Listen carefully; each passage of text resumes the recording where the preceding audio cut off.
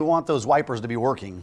One viewer's aren't quite functioning right, so he's turning to the experts from Certified Transmission. He sure is. Peter Fink is back to take on 3 car questions today. Good to see you, Peter. Hey, you have a good weekend? Oh, definitely had a great weekend, okay. Unfortunately, the rain a little bit, and stuff, but I was driving through some of it, but yeah, I had a good weekend. It was kind of cruddy. The rain can dampen our spirits a little bit. Oh, without a doubt. You know, we got a little bit more this week, and then probably after that, it starts clearing out by June. It looks good. That's right. Yeah, but if it's raining, you want your windshield wipers to work. So here's the first question from Dave. The windshield wipers in my 1998 Mercury Grand Marquis only work when they are on high. Why would that be? That sounds annoying. Definitely. You know, and wipers is one of those things that you forget about. Okay, I know I can't tell you how many times I thought I'm going to replace my wiper blades, and every time I remember is when it's raining, of course, and I turn it on. Out of sight, out of mind, you know, even though I guess I am looking at them on my windshield, but I don't think about it, you know, and stuff. But back to this question, okay? It's going to take some electrical testing on this, okay? Unfortunately, what you're going to need is a minimum of a test light, which is fairly cheap if you don't own one, okay?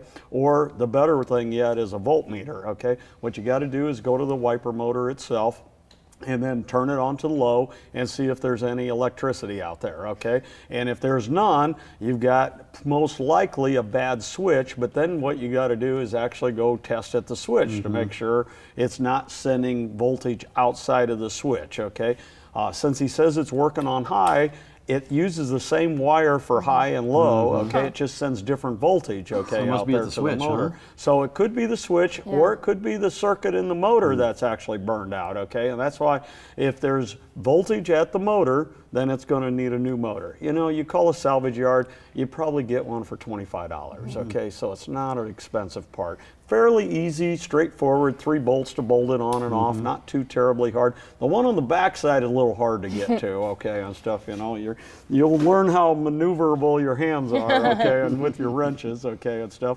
But electrical testing, you'll get it figured out. It's not going to be a fuse or anything like that. But it's not uncommon that high works and low doesn't. I mean, it's that not is all correct. or none. It could go the other way too. Usually it's low is the side we use, so that's the common side that usually burns out. That makes sense. Yep. All right, let's move on to Patty's question. Does it make a difference if I use regular gas versus ethanol blend? Great question. You know, it depends what your car you have, okay? If you drive in an older car, one of my old classics, you can't use the ethanol blend, okay? Not at all.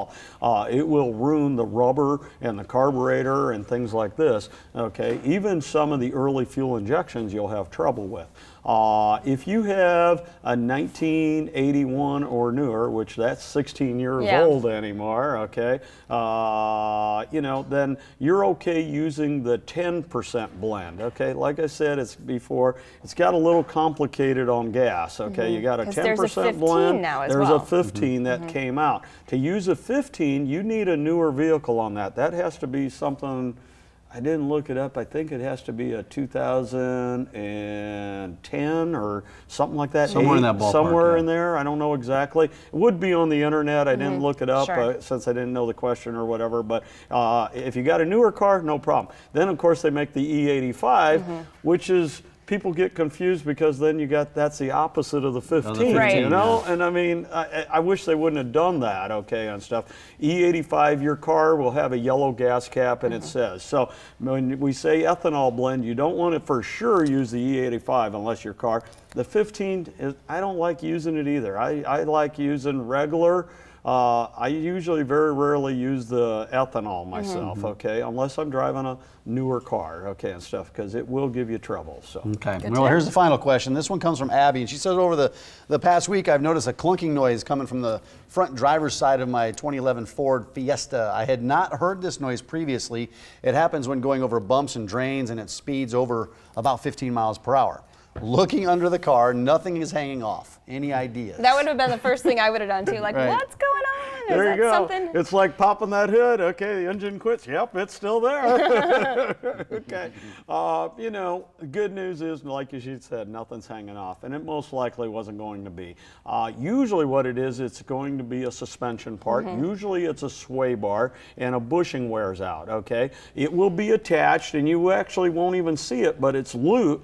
It's loose because the rubbers have deteriorated, okay, and it will, when you go over bumps, is going to make a noise, a clunking. The other possibility is if it isn't the sway bars, okay, which it usually 90% of the time is, then the next thing that it could be is that it could be a control arm bushing or a ball joint that has gone bad. Now, if it is a ball joint, that is seriously a safety issue, okay, and stuff, because that means there's a lot of play in it, and if it's clunking and making noise, you will definitely want to get that fixed. The sway bar is annoying, but at least the good news is it's not a safety issue, okay, and stuff like this. What I'd recommend is you're probably not going to be able to find it. You're not going to be able to raise it up and just grab a hold and see if something's loose, most likely. You're going to have to get it to a front end shop or a general repair shop. They will have to check out the front components and see what it is. The great news is you're probably not talking a ton of money on any suspension parts, okay? I mean, I don't mean you'll get by for $50, okay? You can't do anything for $50 anymore, you know? You can't buy even a concert ticket, okay? But I mean, you know, probably $200–300 is probably going to be able to fix it and get it taken care of. That brings up a good question, though, and you've talked about this before. How hard is it to diagnose noises? You know, that's probably one of the hardest things. And you know what? Most mechanics are deaf because we've been around too many cars. I wear hearing aids myself, okay? You know, been around too many race cars and Harleys and loud exhaust and everything else. And then concerts, you know, we grew up in that era, the rock and roll music and stuff, you know. So we're talking about that later in the show, as a matter of fact. Noise travels, so it's the hardest thing. And then what you hear as a noise might not be what I hear as a noise. My clunk might be a bump or a thump. Exactly. I'm trying to describe the noise. Oh my gosh. I mean, you got to go with the customer and drive it and say, okay, is that the noise? And make sure it does it at that precise time. I can't tell you how many times I've seen a noise get fixed and customer goes, well, that ain't the noise I brought it in for, you know?